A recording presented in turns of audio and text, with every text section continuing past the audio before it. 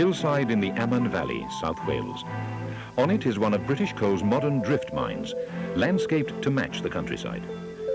On the hillside now there is only a ventilation inlet in local stone. This marks the spot where an environmentally acceptable method to sink a shaft was used. A 30-metre high Titan, operated by the Thyssen-Pigott Consortium as an alternative to the old drill and blast method.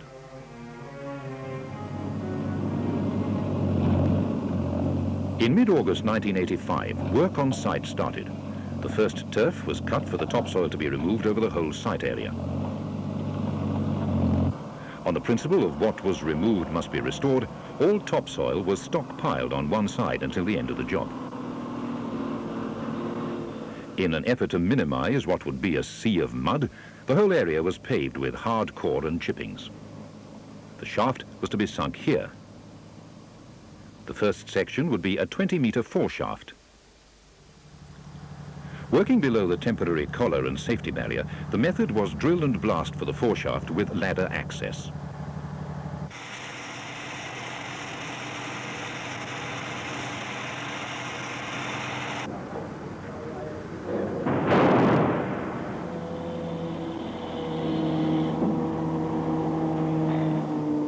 The round would be mucked out using cactus grabs and kibbles hoisted by the crane.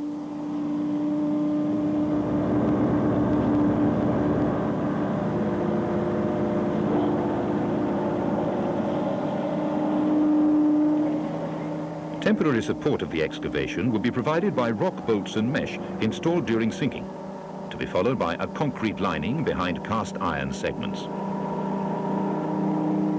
Concrete was supplied ready-mixed and skipped into place. This foreshaft would serve to submerge the Titan assembly and establish the reverse mud circulation. The initial excavation was secured by the concrete lining, and once the rig slab was complete, the erection of the rig could go ahead. Prefabricated units of the Titan rig and its substructure are assembled on site by a team of 8 men and a crane of 130-ton capacity, the whole operation taking 2 days. Accurate location of the unit is essential to ensure the rig lines up precisely over the foreshaft.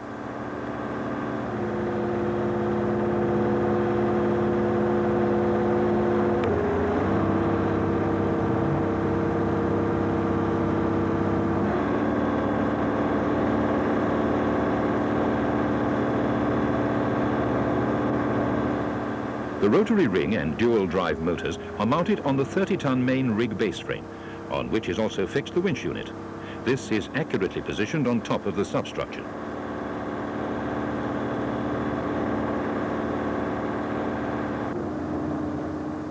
The rotary drive plate is in 2 halves to enable the assembly to be brought to the surface. The Titan has a 3-sectioned mast, these making the largest dimensioned units to be transported to site.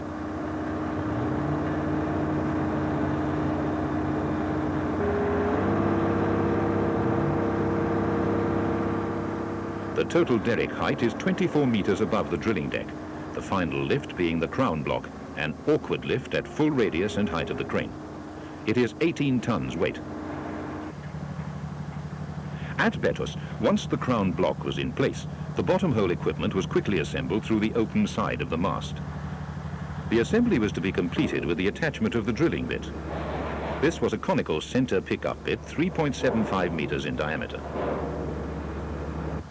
The bit had arrived on site and was put on the trolley to be slid under the close-coupled stabilizer.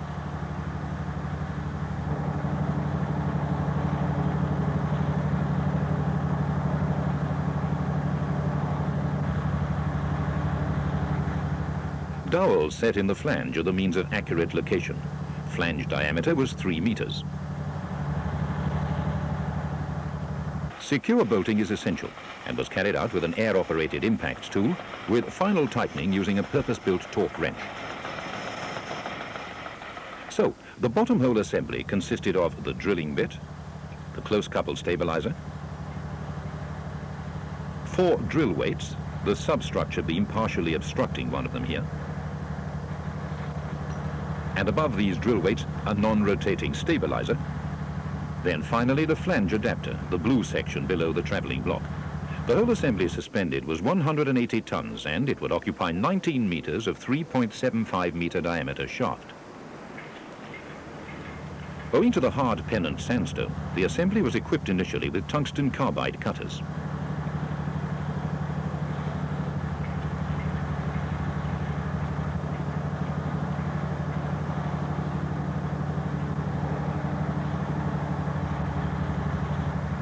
On lowering the assembly into the shaft, the final operation was to bolt 6 of these spring pads to the non-rotating stabilizer core. Stabilizer design is such that directional stability of the assembly is not affected by minor irregularities in the bored profile of the shaft. Drilling would carry on to full depth, 219 meters. Later, it would be linked up with a new ventilation roadway.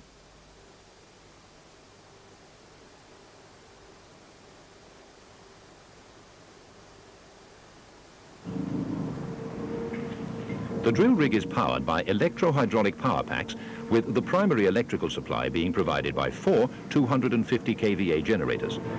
The hydraulic pumps they operate supply the fluid to both rotary and winch motors.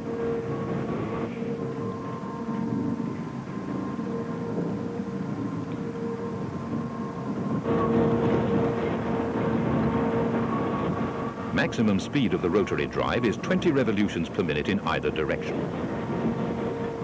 Reverse circulation mud flush is employed, achieved with a submersible pump mounted in the drill string. The electrical swivel for the submersible pump is positioned immediately below the mechanical swivel. Circulation of some 12,000 litres per minute is carried from the mechanical swivel through the large diameter wash pipe. Mud is taken away from the rig to the mud plant.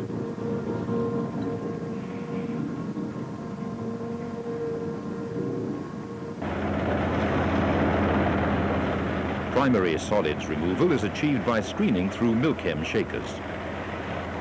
Solids emerge reasonably dry and drop into a pit for loading. Secondary cleaning is by a combination of hydrocyclones and fine screens.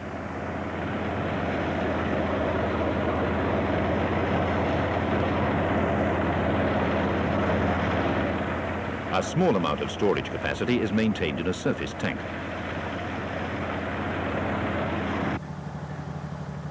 Drill pipe used on the Titan is in 6-meter lengths bolted together with flanged connectors. Adding a length of pipe involves pulling up the string until the upper flange below the Kelly bar passes through the rotary table.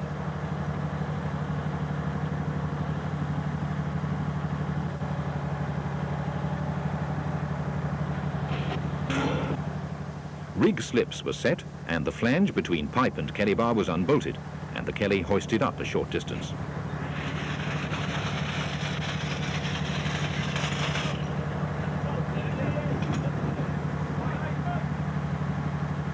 The incoming length was handled in the horizontal position. A gasket was applied to the upper flange, and the rig hoisted the Kelly bar up for the new length to go under it.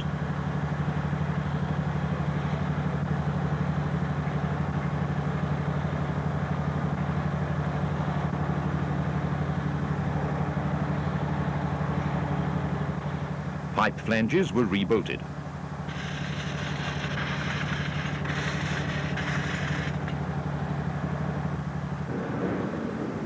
At the top of the new length, the same procedure was carried out with Kelly bar and pipe.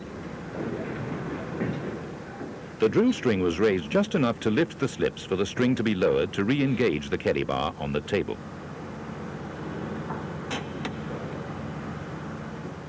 Drilling recommenced.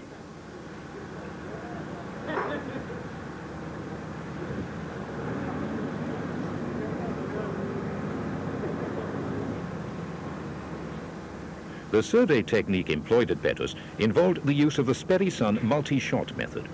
In this, a camera is lowered as part of the survey assembly. The pictures taken of an inclinometer showing the direction and inclination of the tool every 6 meters.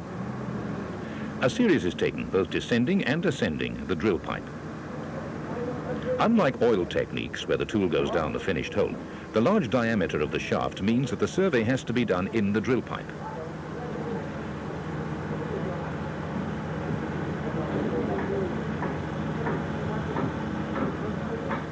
Once the survey had been run, the individual frames were analysed and raw data processed to give position and direction of the bottom of the hole relative to the starting point on the surface.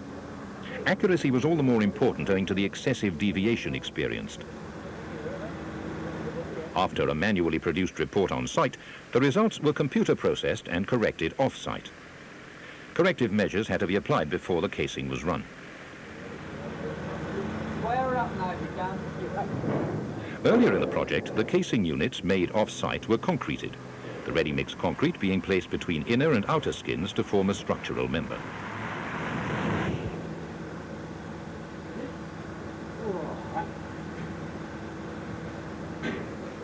Casings were paired to give 6-metre lengths.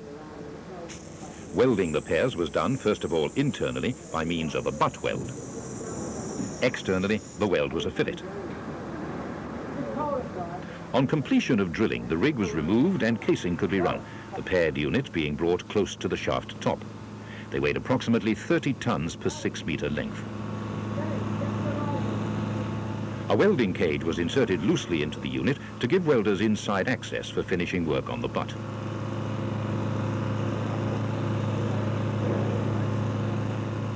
The unit was brought over to be added to the survey centering frame.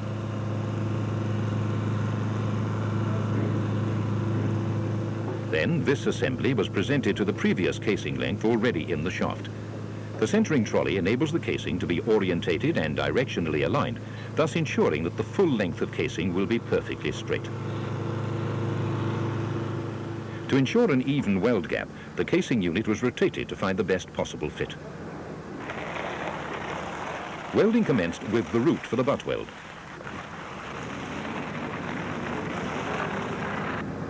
Duct and exhaust fan removed the welding fumes. Then came the external fillet weld. Hand welding with low hydrogen rods was used throughout. Non-destructive testing on welds was done at random on a certain number of welds. With completion of welding, the top clamps were fitted to the new unit.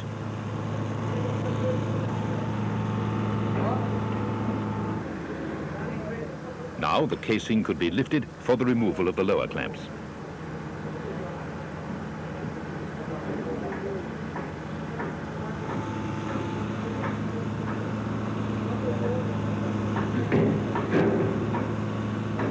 Wires from the strain gauges positioned at intervals on the casing could now be extended upwards and securely attached to the grout monitoring pipes.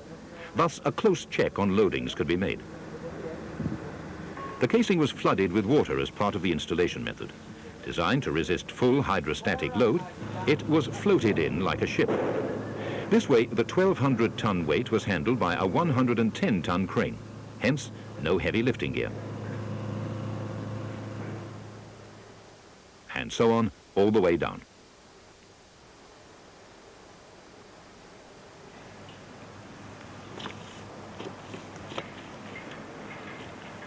Once the casing had been installed, grouting could start.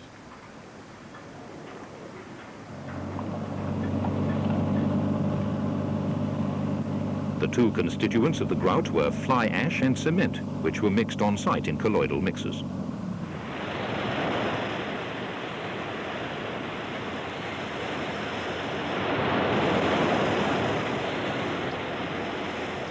The grout was introduced into the annular space between casing and bored hole.